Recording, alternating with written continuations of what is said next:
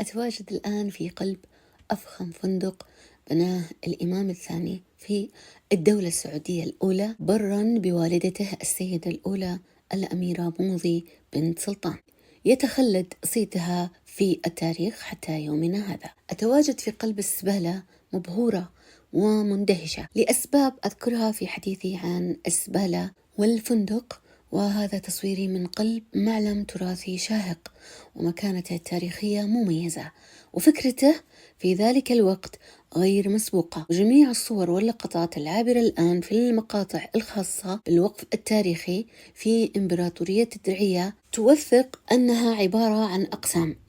زبالة السيدة الأولى موضي بنت سلطان زوجة المؤسس في حي الطريف التاريخي بمنطقة الدرعية التاريخية لها مرافق، ليست مبنى واحد، ومرافقها عبارة عن بيت المال وهو ما يعادل في زمننا هذا وزارة المالية. صورته وله مقطع خاص.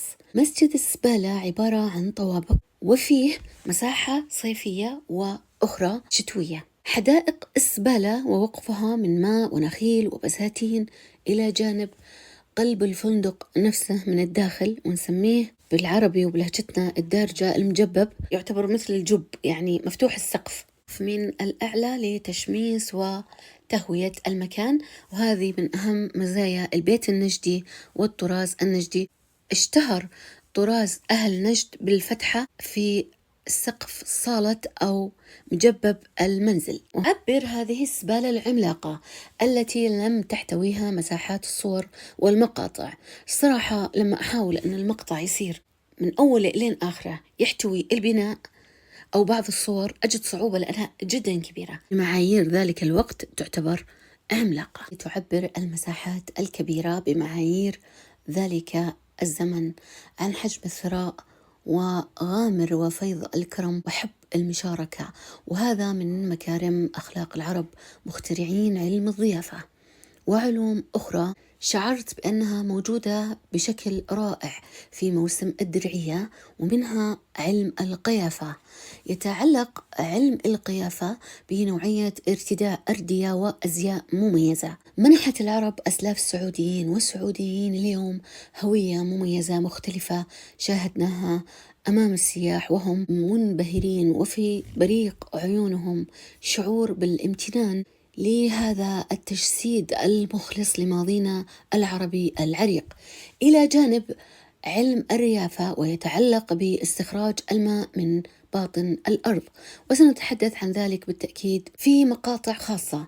ذكرت ذلك علم الريافة وعلم القيافة وعلم الضيافة لارتباطهم في بعض، ولوجود مجموعة من الأبيار في كل منطقة تاريخية سعودية أنا زرتها، ومنها المركز التاريخي في بير مشهور في الخلف في قصر المربع.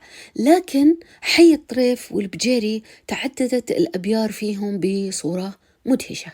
ذكرت علم الريافة لاتصاله بالأرياف وعلاقتها المهمة بالأسبلة واكتشاف الماء لتسبيله وماء السبيل وغير ذلك من مقومات وأملاك يمتلكها الإنسان ويسبلها في سبيل الله. يعني كلمة تسبيل وسبيل جذرها من كلمة السبيل وفي سبيل الله، ليستفيد منها الناس قبل الإسلام من باب مكارم الأخلاق. وهذه خاصية عربية بامتياز. بعد الإسلام عند العرب ربطت عملية الوقف والتسبيل لوجه الله بالحسنات والثواب وطلب الجنة في الآخرة. شواهد الأسبلة والأوقاف داخل السعودية وخارجها المتعلقة بالسعوديين وأسلافهم لا حصر لها، جامعات ومساجد وتنمية عملاقة بناها السعوديين في 172 دولة وفقا لمنصة المساعدات السعودية، ونتحدث عنها بالتفصيل لاحقا بإذن الله. يأتي علم الضيافة ليترجم الكرم العربي وكرم الضيافة في الدرعية، وفي عام 2022 ومع صدور قرار إعلان الاحتفالات والأفراح والليالي الملاح ذهبت لتصوير الدرعية، وموجود مقاطع خاصة في قائمة الدرعية وموضوعاتها. فيها بعض المقاطع ترصد جولات بدون صوت، يعني ممكن المقطع يكون بصوت تعليق وممكن بدون صوت. يقدم جولاتي في الدرعية والتفاصيل اللي حرصت على تصويرها. جميع المقاطع بعيوني أنا تخطف الأنفاس. صور حصرية ومن أرض الواقع بعد منتصف الليل، الشروق والكثير. أنشره بالتدريج في قائمة الدرعية، بداية من المقاطع اللي صورتها عام 2022 وما يليها حتى عام 2025. هذا العام احتفاليتي بتحقيق الهدف رقم 2 معكم ومشاركتكم المعلومات.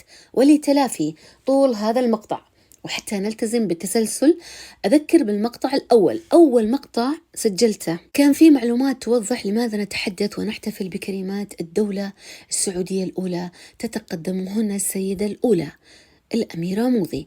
ونشرت مقاطع كريمات الدولة السعودية الأولى ومنها مقطع سبالة موضي قبل تصويري للسبالة، لأني أسجل هذا المقطع في احتفالات 2025. سجلت ووثقت كتاب يتيم كان هو مصدري الوحيد عن الفندق الفخم للسيدة الأولى في الدولة السعودية الأولى، موضي بنت سلطان، زوجة المؤسس الإمام محمد بن سعود أمير درعية سليل قبيلة بني حنيفة، مؤسس الدولة السعودية الأولى.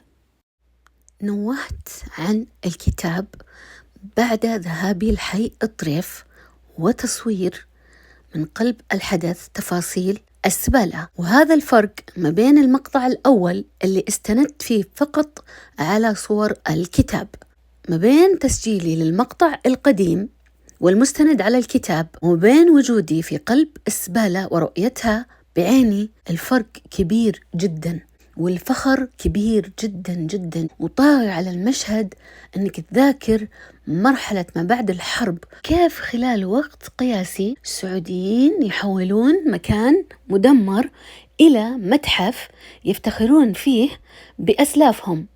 إلى المقطع التالي والمزيد من مقاطع الفخر والاحتفال.